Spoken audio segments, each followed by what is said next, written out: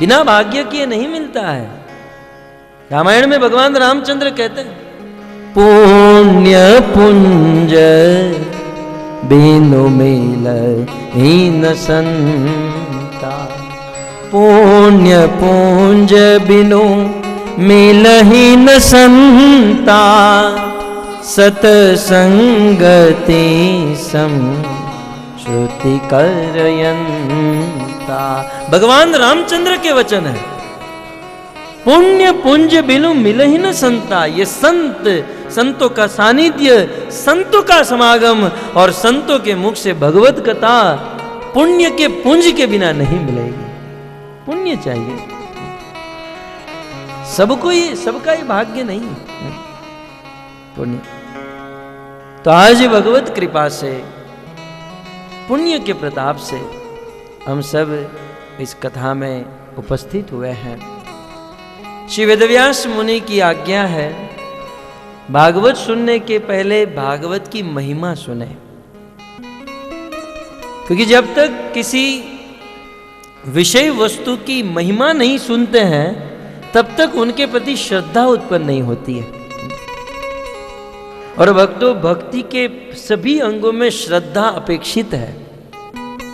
हम ये जो साधना करते हैं, भक्ति करते हैं, उनमें जितनी अधिक श्रद्धा होगी उतना अधिक फल मिलेगा। जैसे भागवत कहने वाला एक होता है, भागवत के सब्जेक्ट भी एक, सुनने वाले अनेक, लेकिन सबको अलग अलग फल मिलेगा। क्यों? क्योंकि सुनने वालों की श्रद्धा के ऊपर डिपेंड है फल कितना मिले। जितनी अधिक श्रद्धा से भागवत सुनेंगे उतना अधिक फल मिलेगा। तो भागवत में श्रद्धा उत्पन्न करने के लिए भागवत की महिमा सुननी चाहिए। भागवत की महिमा, श्रद्धा, भक्ति के प्रत्येक साधनों में श्रद्धा की आवश्यकता है भक्तों। वैसे विषय शक्ति का प्रभाव है, लेकिन पूर्ण लाभ चाहिए तो श्रद्धा होनी चाहिए। हमारे संप्रदाय में महान आचार्य हुए श्रीपाद मध्वाचार्य, भगवान के परम भक्त थे। और इस संसार में जो प्रोग्रेस करता है, उनकी ईर्ष्या निंदा करने वाले भी बहुत बढ़ते रहते हैं। प्रतिदिन की बात ही, एक दिन मध्वाचार्य जी मंदिर में आए, भगवान का दर्शन किए, और प्रतिदिन का क्रम था, दर्शन के बाद भगवान का चरणामृत वे ग्रहण करते थे। तो किसी को मध्वाचार्य जी के साथ बहुत ईर्ष्या हुई और उन्होंने उस चरणामृत में जहर डाल दिया। और प्रतिदिन की भांति मध्वाचार्य प्रणाम करके चरणामृत लेने गए, तब तक उनके किसी शिष्य को पता चल गया कि इसमें जहर है। अपने गुरुदेव को रोका, महाराज आप ये चरणामृत मत लीजिए, इसमें जहर है। मध्वाचार्य को भगवान में इतना विश्वास था, कहा बताइए जहर में ज्यादा प्रभाव है या भगवान के चरण अमृत में ज्यादा प्रभाव है? अधिक प्रभाव किसका है? मध्वाचार्य जानते थे कि उसमें जहर है, उनको बताया गया, फिर भी क्योंकि वे चरणामृत था और पूर्ण अटूट श्रद्धा थी, मध्वाचार्य जी ने वह जहर युक्त चरणामृत ग्रहण कर लिया। फिर भी उनको कुछ नहीं हुआ। क्यों? क्योंकि श्रद्धा थी। आप लोग मत पीजिएगा, क्योंकि हमारी इतनी श्रद्धा नहीं है, हम तुरंत अच्युतम केशवम हो जाएंगे। श्रद्धा होनी चाहिए। तो भागवत में श्रद्धा हो, वैसे श्रद्धा तो है ही, तब तो इतने दूर आए हैं, लेकिन श्रद्धा को और अधिक बढ़ाने के लिए वेदव्यास जी ने यह क्रम दिया है कि प्रथम भागवत की महिमा सुने। आइए वेदव्यास जी की आज्ञा का निर्वाह करते हुए आज भागवत जी की महिमा का हम श्रवण करें। भक्तों, भागवत तो इतना सुंदर ग्रंथ है। भागवत ने एक अपने आचरण से एक सिद्धांत प्रस्तुत किया। किसी व्यक्ति को अपने मुख से अपनी प्रशंसा नहीं करनी चाहिए। जब भागवत महात्म्य की बात आती है, भागवत महिमा की बात आती है, तो भागवत की महिमा भागवत में नहीं पद्म पुराण और स्कंद पुराण में लिखी गई है। इसका अर्थ यह है कि भागवत अपनी महिमा अपने मुख से नहीं कह रहा है। यदि भागवत अपनी महिमा कहने लगे तब तो यह आत्मश्लाघा का दोष माना जाएगा।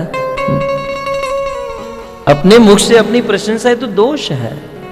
महाभारत जैसे ग्रंथों में वर्णन है, यदि मरना हो तो किसी नदी में कूदने की जरूरत नहीं, किसी ट्रेन के नीचे आने की जरूरत नहीं, मरना ही है तो अपने मुख से अपनी प्रशंसा कर लीजिए, आदमी मरा हुआ माना जाता है। अपने मुख से अपनी प्रशंसा करने वाला आदमी मरा हुआ माना जाता है, अपने मुख से। इसलिए तो हमारे देश के संतों ने कहा, बड़ाई ना करे, बड़ा न बोले बोल, हीरा मुख से ना कहे, हीरा मुख से ना कहे,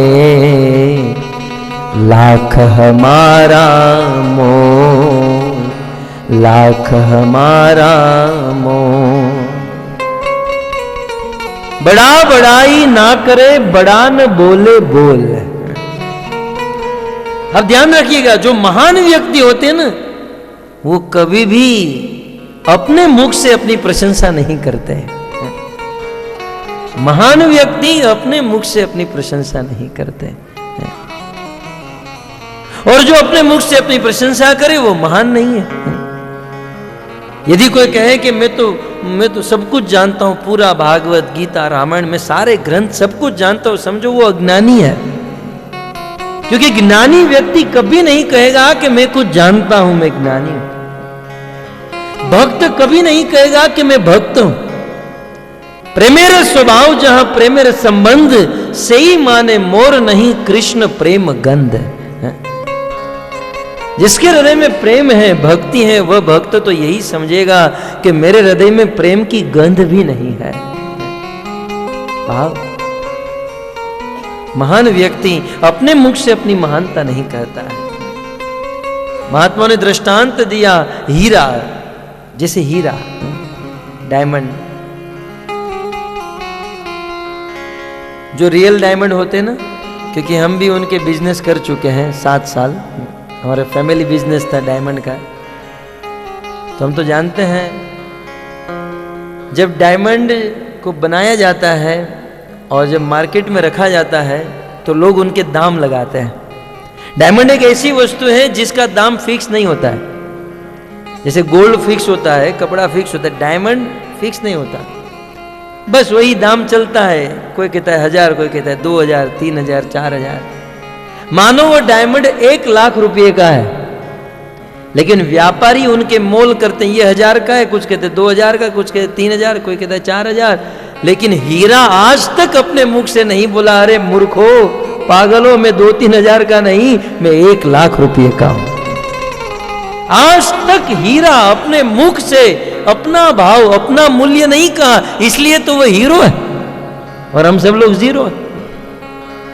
वह हीरा इसलिए है क्योंकि वह अपना भाव अपने मुख से नहीं कहता है। संसार में जो व्यक्ति अपने मुख से अपनी प्रशंसा करे वो महान नहीं। भागवत हमें यह सिखाता है। इसलिए भागवत की महिमा भागवत में नहीं, पद्म पुराण और स्कंद पुराण में।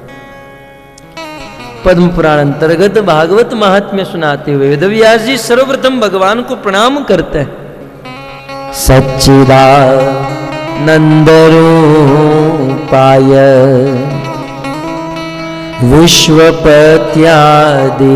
विश्वपत्यादिहेतवे तापत्रय विनाशाय श्री कृष्णाय वयं नुमः, श्री कृष्णाय वयं नुमः।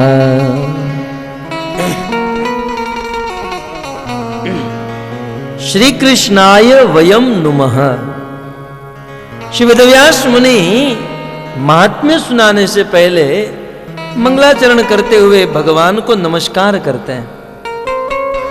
वयम नुमः, श्री कृष्णाय। कृष्ण को हम नमस्कार करते। यदि प्रश्न हो कथम भूतम कृष्ण, वेदव्यास मुनि आप जिस कृष्ण को प्रणाम करते हो वो कृष्ण कैसे हैं, जरा उस भगवान कृष्ण का परिचय तो दीजिए। एक श्लोक में वेदव्यास जी भगवान कृष्ण का स्वरूप परिचय, सामर्थ्य परिचय और स्वभाव परिचय दे रहे हैं। भगवान श्री कृष्ण का स्वरूप कैसा है?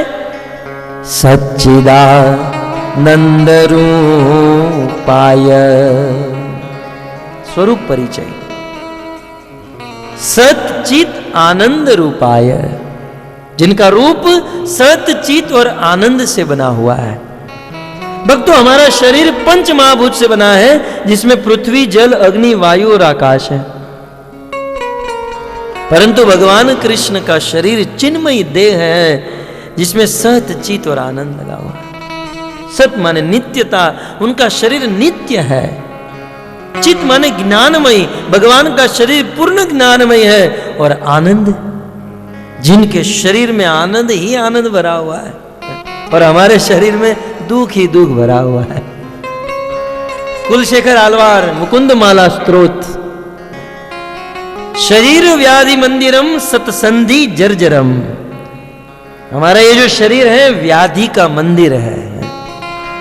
एक रोग समाप्त नहीं हुआ तब तक तो दूसरा आकर खड़ा रह गया। शरीर व्याधि मंदिरम, ये व्याधि का मंदिर। सतसंधि जर्जरम, सतसंधि है जर्जरित, दिन प्रतिदिन बूढ़ा होते रहता है। लेकिन भगवान का शरीर आनंदमय है, सच्चित आनंदमय। जिनका स्वरूप, जिनका शरीर ही आनंदमय, जो पूर्ण आनंद में रहते हैं, जिसको आनंद घन मूर्ति कहते हैं। किसी संत ने बहुत सुंदर कहा, आनंद घन मूर्ति का अर्थ क्या है? इसे समझाने के लिए एक बहुत सुंदर एग्जाम्पल दिया। जैसे हम रोज रात को हमारे फ्रीजर में, पात्र में पानी रख दें और सुबह फ्रीजर खोलकर वो बाहर निकाले तो वो पानी घन पदार्थ बन जाता है, बर्फ बन जाता है। ठीक उसी प्रकार दुनिया के ब्रह्मांड के सुख को यदि रात को फ्रीजर में रख दे और सुबह फ्रीजर खोलकर देखे तो वो साक्षात कृष्ण बनकर प्रकट हो जाता है। अर्थात आनंद घन मूर्ति, जो आनंद का घनीभूत स्वरूप कृष्ण। आज से 11.5 लाख वर्ष पूर्व त्रेता युग में जब भगवान रामचंद्र का जन्म हुआ तो वशिष्ठ जी ने कहा, जो आनंद सिंधु सुख राशि है, यह आपका पुत्र आनंद का समुद्र है। इसकी एक बूंद इस ब्रह्मांड में आई जिससे लोग सुख का अनुभव कर रहे हैं, लेकिन ये तो साक्षात आनंद का समुद्र है। और 5000 वर्ष पूर्व नंद बाबा के वहां जब कृष्ण का जन्म हुआ, सारे ब्रजवासियों ने मिलकर यही गाया, नंद घेरा नंद भयो जय कन्हैया लाल के। नंद घेरा नंद भयो जय कन्हैया लाल की। आनंद के घेरा नंद भयो जय कन्हैया लाल के। नंद के घेरा नंद भयो जय ये चौथे दिन होगा। आपको मात्र झलक दे रहा था। कृष्ण जन्म के समय हम गाएंगे, नाचेंगे, लेकिन मैं याद करा रहा था, ब्रजवासियों ने गाया, नंद के घेर आनंद भयो। नंद के घर पर आनंद का जन्म हुआ। हमारे घर पर भी जन्म होता है बच्चों का, लेकिन रोते का जन्म होता है। लेकिन वो तो कृष्ण तो साक्षात आनंद है। तो स्वरूप क्या है? सच्चिदानंद रूपाय। जिनका स्वरूप सच्चित आनंदमय है। तो मन में प्रश्न हो सकता है, कुछ लोग का स्वरूप बहुत अच्छा, दिखने में बहुत सुंदर, लेकिन काम काज ठीक नहीं होता। आज की बहू की तरह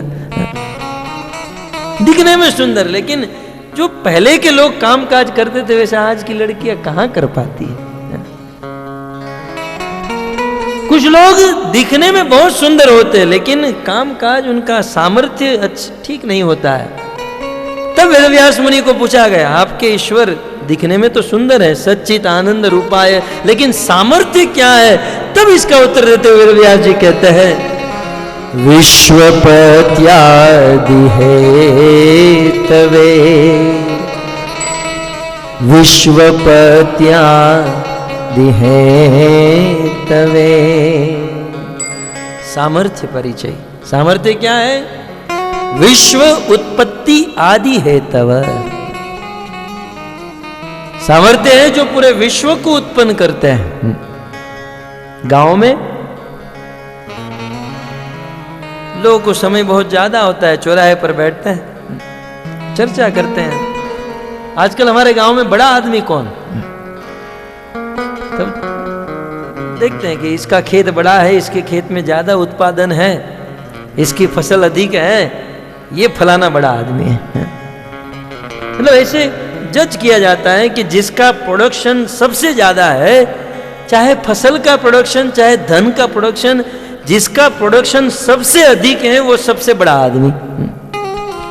संसार का आदमी ज्यादा से ज्यादा कितना प्रोडक्शन करेगा? कृष्ण को देखिए, ब्रह्मांड के ब्रह्मांड का प्रोडक्शन कर देते हैं। सबसे बड़े आदमी तो भगवान कृष्ण है। विश्व पत्यादि हेतवे, विश्व उत्पत्ति आदि हेतव, जिन्होंने विश्व को सर्जन किया, सृष्टि का सर्जन किया। इस संसार में हम जो रह रहे हैं ना, ईशावास्यम इदम सर्वम, इदम सर्वम जगतम, हम जो ये जगत देख रहे हैं, ईश आवास्य भगवान से प्रकट हुआ है। तो सामर्थ्य बताते हुए कहते हैं जिन्होंने अपने शरीर से, बाहर से कोई वस्तु नहीं बनाई। आज तो संसार में कोई घर बनाता है, कोई बंगलो बनाता है तो लोग देखने आते हैं, इतना बड़ा मकान, लेकिन वो मकान बनाने के लिए ईंट बाहर से लाई गई है, सीमेंट बाहर से लाई गई, टाइल्स बाहर से, लेकिन कृष्ण ने जो ब्रह्मांड बनाया बाहर से कुछ नहीं, सब कुछ अपने अंदर से प्रकट किया। कोई किसी का सहारा नहीं, स्वयं। सामर्थ्य परिचय, जिन्होंने इस ब्रह्मांड को प्रकट किया, और प्रकट ही नहीं, इस ब्रह्मांड का जो पालन भी करते हैं, और समय आने पर जो इस ब्रह्मांड का प्रलय करते हैं, ऐसे इस संसार का सर्जन पालन प्रलय करने वाले भगवान कृष्ण, यह है उनका सामर्थ्य। तब मन में प्रश्न हो सकता है, रूप भी अच्छा है, सामर्थ्य भी अच्छा है, स्वभाव अच्छा नहीं होगा? देखते ना, कुछ लोगों का रूप अच्छा होता है, सामर्थ्य भी अच्छा होता है, पैसे वाले रूपवान भी है, धनी भी है, लेकिन स्वभाव अच्छा नहीं होता। तो बोले कृष्ण का स्वभाव कैसा है?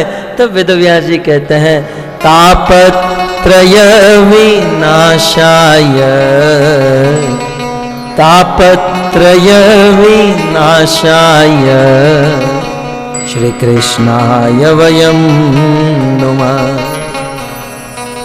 स्वभाव क्या है? तापत्रय विनाशाय, त्रय ताप विनाशाय, तीनों तापों को जो नष्ट कर देते हैं, जिसका विनाश कर देते हैं।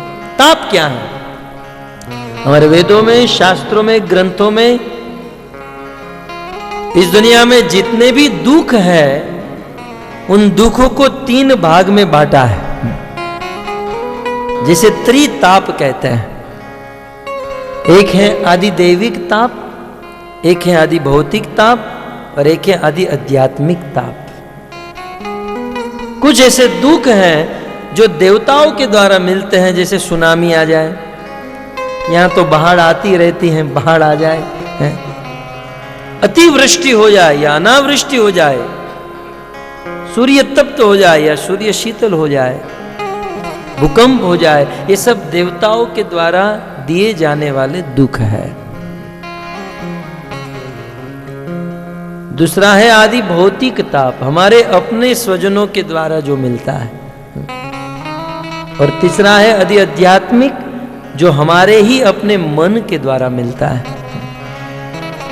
और संसार का जीव इन तीनों तापों से ग्रस्त है, इसलिए तो चक्रवर्तीपाद ने कह दिया संसार दावा नललीढ़ लोक त्राणाय कारुण्य घनाघन। संसार दावानल, जल रहा है संसार। इन तीनों प्रकार के तापों को लेकर संसार के सभी जीव दग्ध हो रहे हैं, तप्त हो रहे हैं, दुखी हो रहे हैं।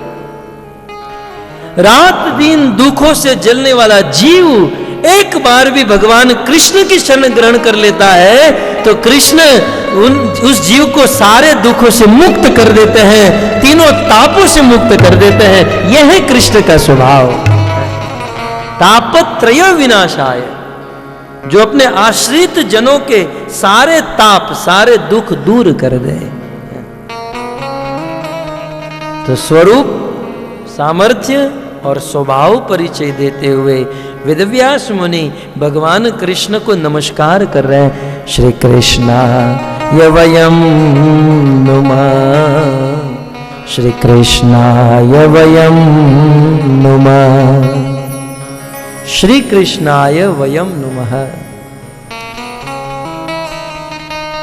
अब यहां पर वयम शब्द है। संस्कृत व्याकरण के अनुसार,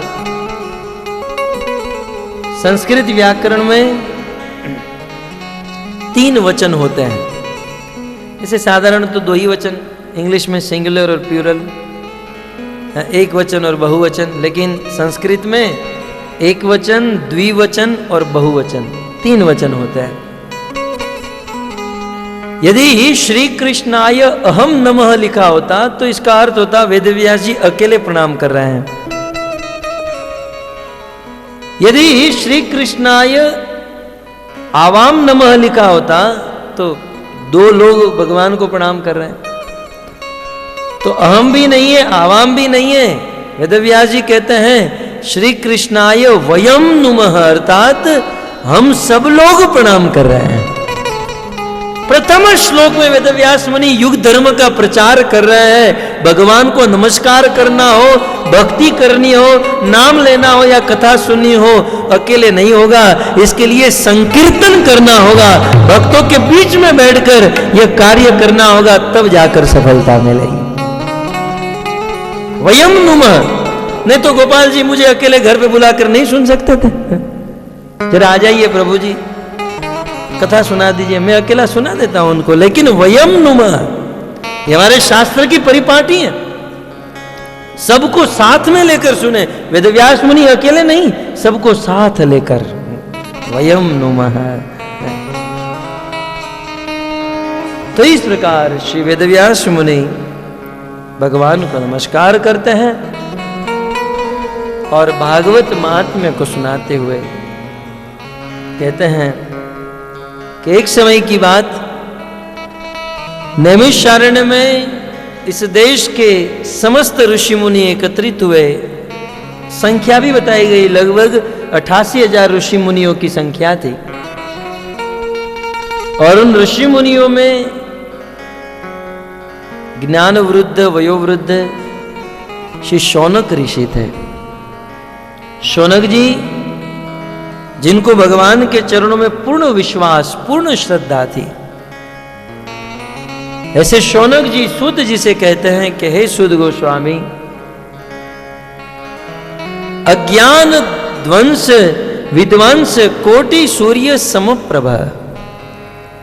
सुत जी, जैसे इस संसार को आलोकित करने के लिए सूर्य प्रकट होता है, सूर्य प्रकट होते ही संसार का सारा अंधकार दूर हो जाता है। जैसे दुनिया के अंधकार को दूर करने के लिए सूर्य प्रकट होता है, वैसे संसार के अज्ञान को दूर करने के लिए आप करोड़ों करोड़ों सूर्य के समान हो। अतः प्रभु, हम निवेदन करते हैं कि आप ऐसी कथा सुनाइए जिससे हमारे जीवन में भक्ति, ज्ञान और वैराग्य बढ़े। भक्ति ज्ञान विरागाणाम विवेको वर्धते महान। भक्ति, ज्ञान और वैराग्य तीनों नाचने लगे। आप ऐसी कथा सुनाइए। संसार का जीव माया में फंसा हुआ है, ऐसी कथा सुनाइए जिससे माया से मुक्त हो जाए। सत्य कहूं, इह घोरे कलो प्राये जीवस्य असुरताम गतः। इस घोर कलयुग में संसार का मनुष्य आसुरी वृत्ति को प्राप्त हो चुका है।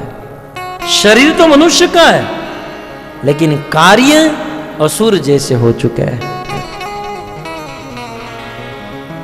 येषान विद्यान तपो न दानम ज्ञानम न शीलम न गुणो न धर्म ते मृत्यु लोके भुवि भार भूता मनुष्य रूपेण मृगार चरन्ति। रूप तो मनुष्य का है, लेकिन जीवन के कार्य जो है पशु जैसे। संसार का आदमी असुर बन चुका है और रात दिन क्लेश से आक्रांत है। तो ऐसे अपवित्र जीव को शुद्ध करने का कोई उपाय बताइए। ऐसी कथा सुनाइए कि संसार का पापी जीव शुद्ध बन जाए। और इतना ही नहीं, ऐसी कथा को सुनने वाला व्यक्ति तो पवित्र हो, कथा सुनकर व्यक्ति जहां जहां जाए उसके संपर्क में आकर भी लोग पवित्र हो जाए। आप ऐसी कथा सुनाइए। जब इस प्रकार से शौनक जी जिज्ञासा करने लगे, सूत जी ने नम्रता प्रकट की कि महाराज इतनी बड़ी कथा तो मैं कैसे सुना पाऊंगा। तब शौनक जी कहते हैं, सूत जी क्या हम आपके बारे में नहीं जानते?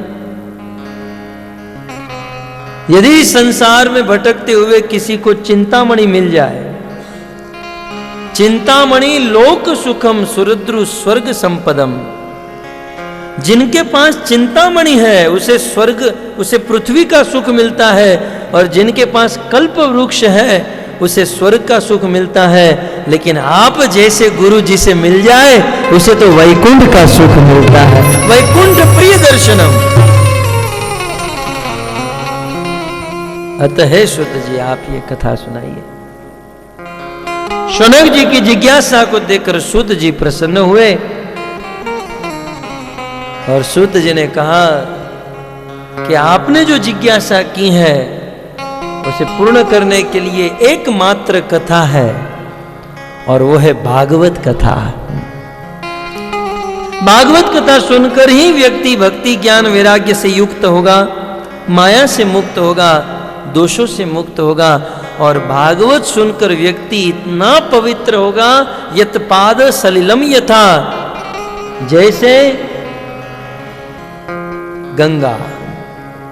भागवत को सुनकर व्यक्ति गंगा की तरह पवित्र हो जाएगा। गंगा तो पवित्र है, गंगा स्वयं पवित्र है, लेकिन गंगा को जो स्पर्श करता है वह भी पवित्र हो जाता है। भागवत सुनने वाला तो पवित्र होता है, लेकिन जिसको स्पर्श करता है, जिसको अपना संग देता है, वह भी पवित्र हो जाता है। और सत्य कहें तो शुद्ध होने के लिए, मन को पवित्र करने के लिए, एतद्मात् परम कश्चित मन शुद्धते न विद्यते, भागवत को छोड़कर अन्य कोई उपाय नहीं है। क्या बताऊं, भागवत की अनंत महिमा है। साधारण मनुष्य भागवत सुने ये तो दूर की बात है, स्वर्ग में रहने वाले देवता भी भागवत सुनना चाहते हैं। स्वर्ग में रहने वाले देवता भी, जहां स्वर्ग में अनंत भोग है, गीता में कहा ना, तेतम भूतवा स्वर्ग लोकम विशालम, स्वर्ग में सब कुछ विशाल, स्वर्ग में मात्रा भी विशाल। आपके कलकत्ता दिल्ली की तरह ट्रैफिक नहीं है, वैसे स्थूल दृष्टि से भी बड़ा है। स्वर्ग में उम्र भी बड़ी है, सुख भी बड़ा है। सबसे बड़ा सुख स्वर्ग में ऑफिस नहीं है। ये तो रोज सुबह उठो, ऑफिस जाओ, शाम को घर पर आओ, ऐसी कोई स्ट्रगल नहीं है स्वर्ग में। तो आप कहोगे ऑफिस नहीं है तो पैसा कैसे मिलेगा? कुछ तो चाहिए ना। स्वर्ग में 3 नदी बहती हैं। एक तो बिल्कुल आम रस की नदी बहती है, बड़े बड़े आम पकते हैं, बड़े बड़े 50-50 किलो के एक आम, और सी न गुठली है न छिलका है, पेड़ से गिरते ही रहते हैं 12 महीने, और गिरकर उसकी नदी बहती है, बस गिलास भरकर पीना है, आदमी फ्रेश है। एनर्जी ड्रिंक समझिए, इसी को सोमरस कहते हैं, खाने पीने की। और हाँ, स्वर्ग में देवताओं को जाने की भी जरूरत नहीं, इतने में ही समझ लीजिएगा। स्वर्ग में देवताओं को पसीना भी नहीं होता है। और एक ऐसी नदी बहती है जिसमें अब घर पर टीवी चाहिए, एलसीडी प्लेयर चाहिए, होम थिएटर चाहिए, बस उस नदी में जाओ, लेकर आ जाओ, सुख ही सुख। ऐसे देवता भी भागवत सुनना चाहते। इसका अर्थ यह है कि स्वर्ग में जो सुख है उससे कोटि कोटि गुना अधिक सुख भागवत में है। ये इतिहास बताते हुए कहते हैं, परीक्षिते कथा वक्तुम सभायां संस्थिते मुने सुधा कुंभ गृहीत वेव देवास्तत्र समागतम्, देवास्तत्र समागतम्। जिस समय भागीरथी गंगा के तट पर परम विरक्त चूड़ामणि सुखदेव गोस्वामी महाराज परीक्षित को भगवत कथा श्रवण कराने के लिए उपस्थित हुए, कथा शुरू ही होने जा रही थी, उसी समय स्वर्ग से देवतागण आए। स्वर्ग के बड़े बड़े देवता आए। वेदव्यास मुनि ने देवताओं को स्वार्थी कहा है। स्वार्थी जानते ना, स्व अर्थ, अपना कार्य निकालने में बड़े चतुर। स्वकार्य कुशलः सुरा, अपना कार्य करने में बड़े चतुर। ऐसे देवतागण अपने हाथ में अमृत कुंभ, अमृत कलश लेकर, स्वर्ग का अमृत लेकर वह देवतागण सुखदेव गोस्वामी के पास आए, महाराज परीक्षित की सभा में। देवतागण सुखदेव जी को निवेदन करने लगे, महाराज हम ये स्वर्ग से अमृत लेकर आए हैं, ये अमृत आप रख लीजिए और इसके बदले आप हमें भागवत कथा अमृत प्रदान कीजिए। भक्त ये सीधे सीधे चुपचाप आकर बैठ गए होते ना तो भागवत कथा सुनने के अधिकारी बन गए होते, लेकिन कुछ लोगों को बिजनेस करते करते करते बुद्धि ही बिजनेस वाली बन जाती है। सुखदेव गोस्वामी से सौदा करने लगे, एक एक बिजनेस करने लगे कि हम आपको अमृत देते हैं, स्वर्ग का अमृत, उसके बदले आप हमें भागवत कथा। ये तो एक सौदा हुआ ना। सुखदेव जी को ये बात अच्छी नहीं लगी। सुखदेव जी क्रोधित हो गए, आक्रोश में आ गए, बोले देवताओं आज आपने बहुत बड़ा अपराध किया है, आज बहुत बड़ा अपमान किया है, क्योंकि क्व सुधा क्व कथा लोके क्व काच क्व मणि महान। क्योंकि कहां तुम्हारा यह तुच्छ स्वर्ग का अमृत, कहां यह भागवत दिव्य भागवत कथा अमृत। तुम्हारा यह स्वर्ग का अमृत शीशे के टुकड़े के समान और ये भागवत कथा अमृत हीरे के समान। शीशे के टुकड़े और हीरे की क्या बराबरी हो सकती है? लेकिन आज तुमने इन दोनों की बराबरी की है, तुम भागवत सुनने के अधिकारी नहीं हो और अब भी इसी वक्त यहां से लौट जाओ, थोड़ी भी देरी की तो मैं आपको श्राप दे दूंगा। निकाल दिया देवताओं को वहां से। भक्तों, इस प्रसंग से, वैसे प्रसंग तो अनेकों बार सुने होंगे, लेकिन इस प्रसंग से अनेकों शिक्षा मिलती हैं। एक शिक्षा तो भागवत की महिमा कि ये देवता भी सुनना चाहते हैं। दूसरी शिक्षा, इस भागवत को खरीदा नहीं जा सकता है। देवता लोग भागवत को खरीदना चाहते थे। भक्ति ये भागवत खरीदने वाला, ये बेचने वाला ग्रंथ नहीं, भागवत तो बांटने वाला ग्रंथ है। बस आजकल कुछ लोगों के मन में ये बन गया है कि बस हम कुछ पैसा दे देंगे, कथा वक्ता को बुला लेंगे, कथा करेंगे, सुनेंगे।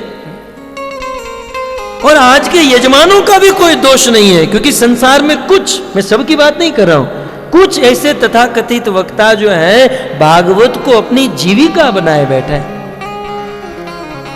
भक्ति ये भागवत कोई बिजनेस नहीं है, भागवत एक प्रेम शास्त्र है, भागवत भक्ति शास्त्र है। चंद पैसों के लोभ में, चंद पैसों के लिए जो भागवत को बेचने बैठा है, उनके मुख से भागवत सुनने से हमारा कोई लाभ नहीं है। क्योंकि भागवत बेचने वाला ग्रंथ नहीं, भागवत बांटने वाला ग्रंथ है। इसलिए भक्तों, वेदव्यास मुनि पद्म पुराण में कहते हैं कि भागवत भी सुनना है तो अधिकारी से सुनना चाहिए। चैतन्य महाप्रभु भी कहते हैं, एक भागवत बड़े भागवत शास्त्र, आर भागवत भक्त भक्ति रस पात्र। ये ग्रंथ भागवत जो है, शुद्ध भागवत के मुख से सुनना चाहिए। शुद्ध भागवत, जो कृष्ण का प्रिय भक्त है, कृष्ण का प्रेमी भक्त है, कृष्ण प्रशंसा हेतु एकमात्र तत्सुख सुखित्व का भाव रखकर जो भागवत कहता है, और उनके मुख से भागवत सुने, तब जाकर हमारा जीवन परिवर्तन होता है, हमारे जीवन का उद्धार होता है। नहीं तो पद्म पुराण में वेदव्यास मुनि लिखते हैं, सर्प उच्चिष्ट यथा पय। कई बार लोग कहते भी, हम देखते भी हैं कि भागवत तो सब जगह पर एक ही होती है ना।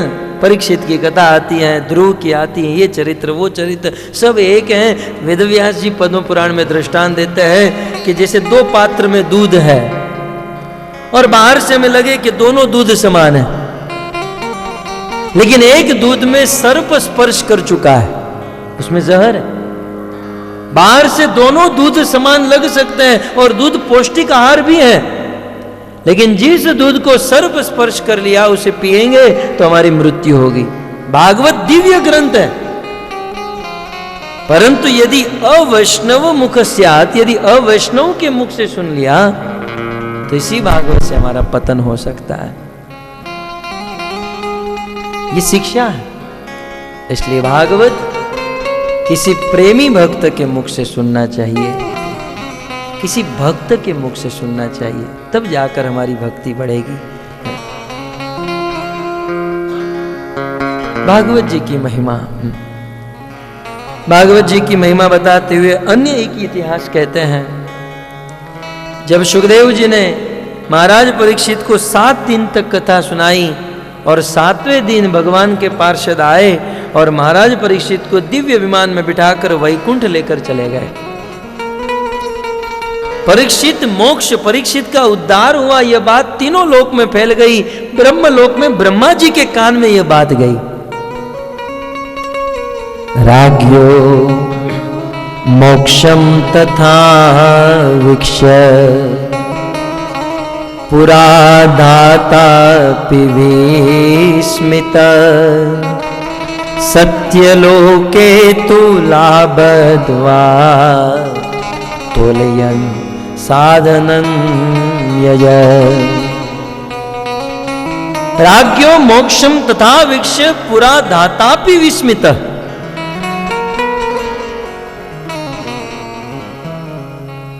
विधाता ब्रह्मा जी ने जब सुना कि मात्र 7 दिन कथा सुनकर परीक्षित का उद्धार हुआ, ब्रह्मा जी को विश्वास नहीं हुआ। चतुर्मुख ब्रह्मा, जिसके 4-4 मस्तक हैं, 8-8 आंख है, 4 मस्तक है तो 4 बुद्धि भी होगी। 4-4 मस्तक, 4-4 बुद्धि वाले को जब विश्वास नहीं हुआ तो एक बुद्धि वाले को विश्वास न हो, इसमें कौन सा बड़ा आश्चर्य है। कई बार हम लोग कहते हैं ना, उस आदमी को विश्वास नहीं है, अब 4 मस्तक वाले को विश्वास नहीं हुआ। ब्रह्मा जी विस्मित हो गए, बोले ये हो नहीं सकता। जिस भगवान की प्राप्ति करने के लिए जीवन पर तपस्या करते हैं, यज्ञ होम हवन करते हैं, फिर भी उनकी प्राप्ति नहीं होती, मात्र 7 दिन कथा सुनकर। बोले हाँ महाराज, सत्य बात। तब ब्रह्मा जी ने कहा मैं परीक्षा लूंगा। ब्रह्मलोक में ब्रह्मा जी ने परीक्षा ली। परीक्षा लेते हुए एक बहुत बड़ी तुला बंधवाई। तुला जानते ना, वजन का कांटा। ब्रह्मा जी ने एक तुला बंधवाई और उस तुला में एक पात्र में जीवन भर तक तपस्या करने का फल रखा और दूसरे पात्र में मात्र 7 दिन भागवत कथा सुनने का फल, और तुला उठाई। वो जीवन भर तक तपस्या करने का फल हल्का हो गया और 7 दिन भागवत कथा सुनने का फल भारी हो गया। तपस्या को नीचे रखा, जीवन भर यज्ञ का फल रखा, वो भी हल्का हुआ। ज्ञान का फल, ध्यान का फल, ये सारे फल हल्के हो गए। ब्रह्मा जी का दिमाग हिल गया। तब जाकर सारे फल जो थे वो एक पात्र में रख दिए और दूसरे पात्र में मात्र 7 दिन कथा सुनने का फल। भक्तों, ये इतिहास है, वेदव्यास जी लिखते हैं कि सारे फल हल्के हो गए और भागवत कथा सुनने का फल बढ़ गया। इसका अर्थ है ईश्वर प्राप्ति करने के लिए सारे साधन एक बाजू और भागवत कथा एक बाजू, फिर भी भागवत कथा का फल बढ़ जाता है। यह है भागवत की महिमा। तो इस प्रकार भागवत का इतिहास, भागवत की महिमा। भक्ति महारानी और जिनके पुत्र ज्ञान और वैराग्य मूर्छित हो चुके, बूढ़े हो चुके थे, परंतु भागवत सुनकर ज्ञान और वैराग्य जो मूर्छित हो चुके थे वह जीवित हुए, जवान बन गए और उस भागवत कथा में नाचने लगे। ऐसा भी एक इतिहास है। और अन्य एक इतिहास कहते हैं, यह अंतिम इतिहास कह के मैं समाप्त करूंगा। तुंगभद्रा नदी के तट पर आत्मदेव नाम के ब्राह्मण रहते थे, जिनकी एक पत्नी थी, नाम था धुंधली। जिसको आंखों से कम दिखाई दे उसे धुंधली कहते, धुंधलापन कहते हैं। लेकिन ये आंखों से भी धुंधली थी, बुद्धि से भी धुंधली थी, अर्थात थोड़ी कम थी। चौथा माल खाली था।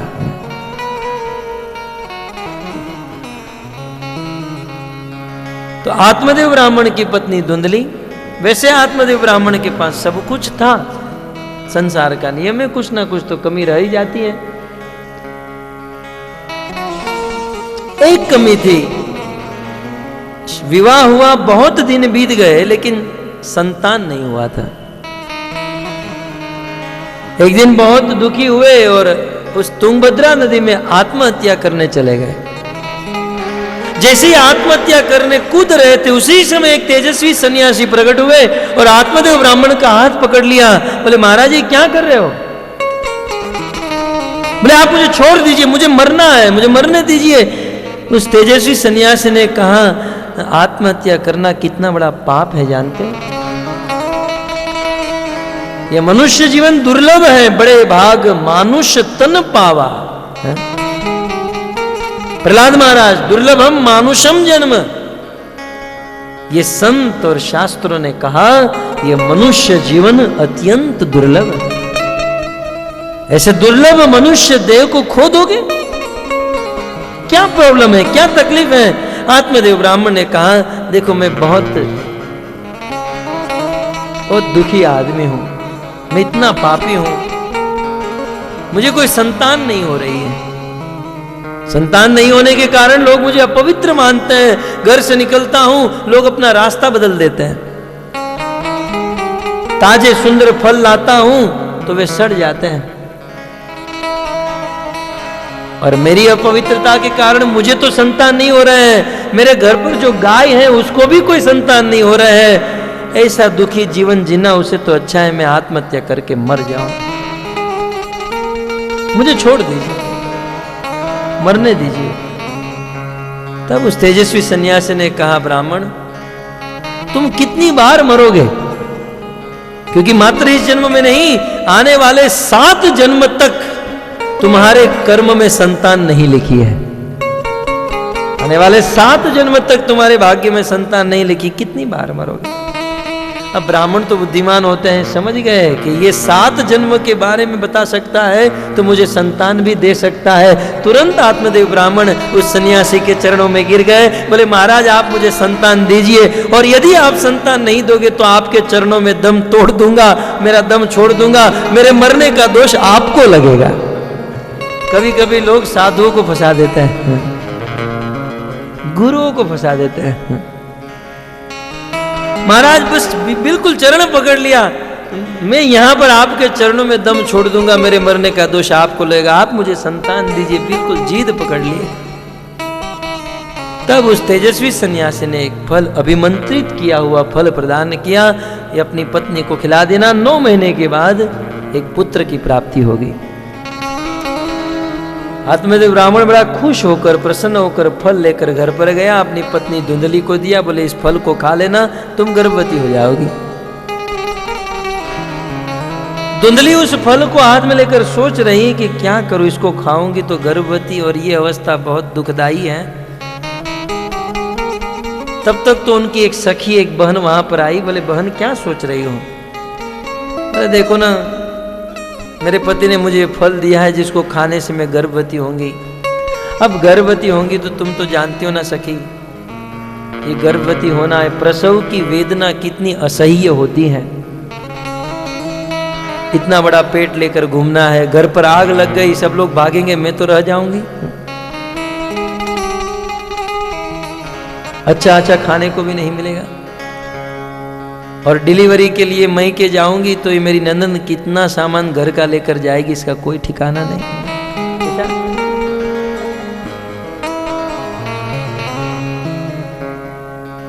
तो वो चिंता कर रही थी कि तब उनकी सखी ने कहा चिंता मत करो बहन, मेरे गर्भ में एक बालक है, मेरे पति को थोड़े पैसे दे देंगे और जैसे ही बालक का जन्म होगा मैं तुझे दे दूंगी, अपने पति को कहने देना ये तेरा बालक है। बात तो ठीक है, लेकिन इस फल का क्या करो? बोले फल सब झूठे होते हैं, एक काम करो, इस फल को अपनी गाय को खिला दो। घर पर जो गाय थी उसको वो फल खिला दिया।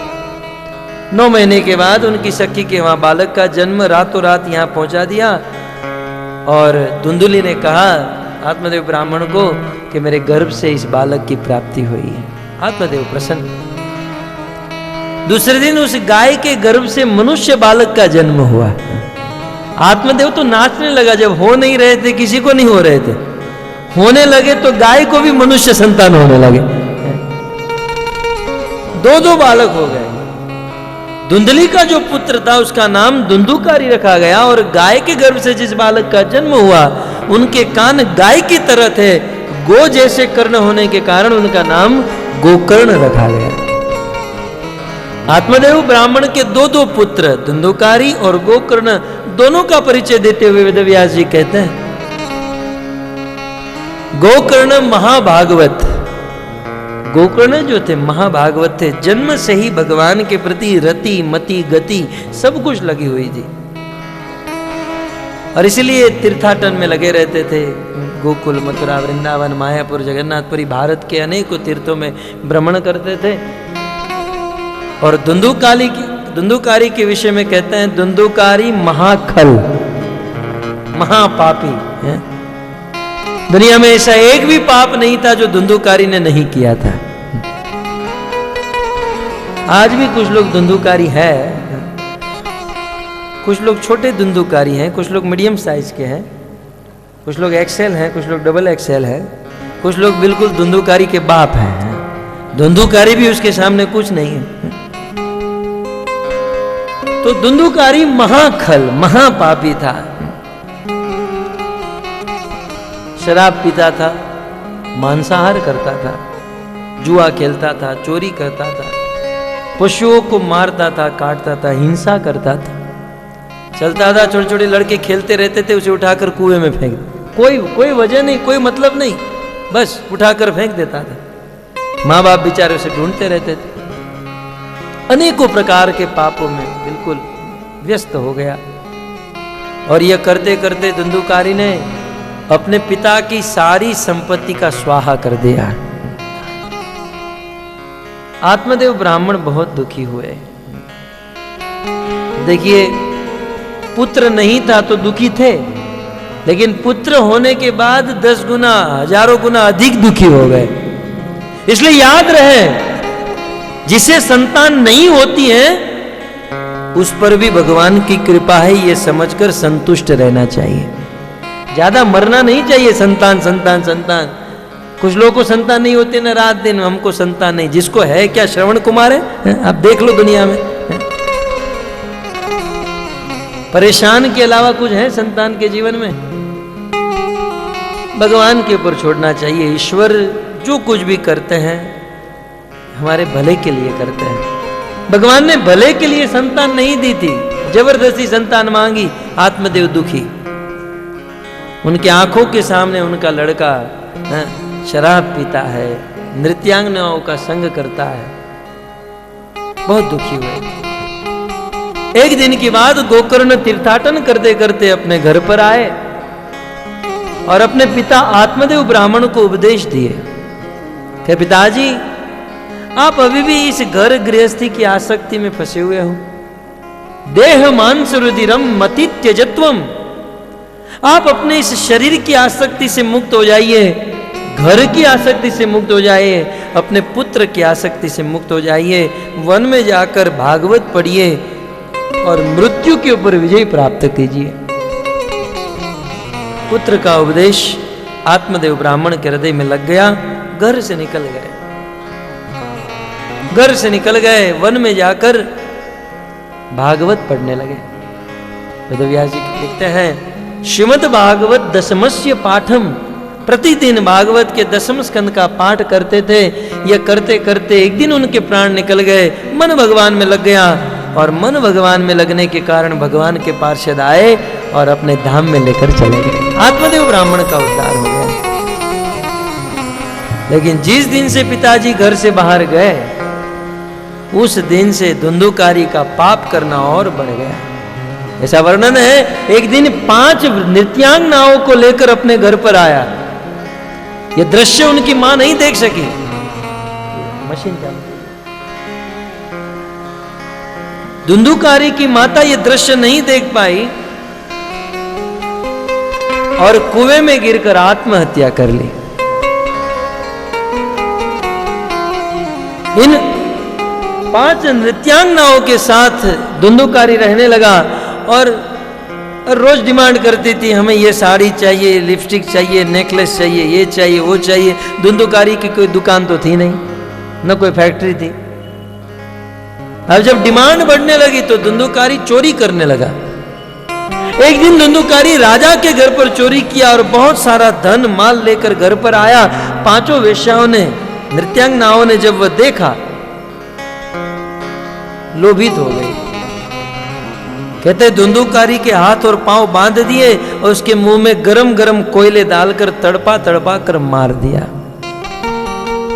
और धुंधुकारी को उन्हीं के घर पर खड्डा करके गाड़ दिया। तीर्थाटन करते हुए गोकर्णों को जब पता चला कि उनके भाई की मृत्यु हो गई है, गोकर्ण ने धुंधुकारी के लिए गया में श्राद्ध किया। गया जैसे तीर्थ स्थान में श्राद्ध किया। कुछ दिन के बाद गोकर्ण अपने घर पर वापस लौटे। सो रहे थे, रात को एक दिन अचानक भयंकर आवाज होने लगी। कभी सियार की आवाज, कभी कुत्ते की आवाज, कभी सिंह की आवाज। गोकर्ण जी जग गए। कौन हो, कौन हो कहने लगे, परंतु बोलने की कोई हिम्मत नहीं हुई। हाथ में गंगाजल लिया, अभिमंत्रित किया और जब छिड़के तब बोलने की शक्ति प्राप्त हुई। तब वो बोला, मैं और कोई नहीं भैया, मैं आपका भाई धुंधुकारी हूं। मैं आपका भाई धुंधुकारी हूं। गोकर्ण जी ने कहा कि धुंधुकारी यहां पर कैसे? बोले मेरी कमौत हुई है, मुझे मारा गया है और जीवन भर तक पाप करने के कारण मैं प्रेत बना हूं। इस प्रेत शरीर में मुझे बड़ा कष्ट हो रहा है भैया, मेरी मुक्ति कराई है।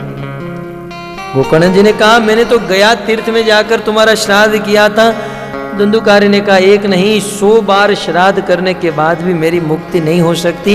मैंने इतना पाप किया है, मेरा कुछ कीजिए। दूसरे दिन सुबह गोकर्ण अपने गांव के बड़े बड़े प्रकांड पंडित विद्वान के पास गए। कहा, जिस व्यक्ति ने जीवन भर पाप किया, मरने के बाद प्रेत बना, उस पापी प्रेत का उद्धार करने के लिए क्या करना चाहिए? ब्राह्मणों ने पोथी पत्रा को पढ़कर बहुत देखा, बहुत मेहनत की, लेकिन कोई उत्तर नहीं मिला।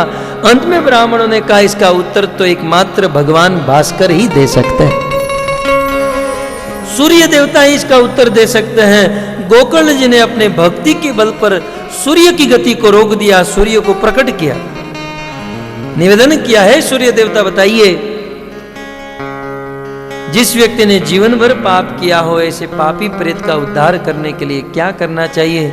सूर्य देवता ने कहा, कि ऐसे व्यक्ति का उद्धार करने के लिए एक ही साधन है, एक ही उपाय है, और वो है श्रीमद् भागवत कथा का श्रवण करना। श्रीमद् भागवत कथा का श्रवण करके जब फल अर्पण किया जाएगा तो उस पापी से पापी व्यक्ति का भी उद्धार हो जाएगा। इतना कह के सूर्यदेव चले गए। भागवत कथा का आयोजन हुआ। गोकर्ण जी व्यास मंच पर बैठे, पूरा गांव कथा श्रवण करने के लिए उपस्थित हुआ। वहां पर 7 ग्रंथि गांठ वाला एक बांस गाड़ा गया। वह धुंधुकारी उस बांस में आकर बैठ गया। कथा प्रारंभ हुई, प्रथम सत्र समाप्त हुआ।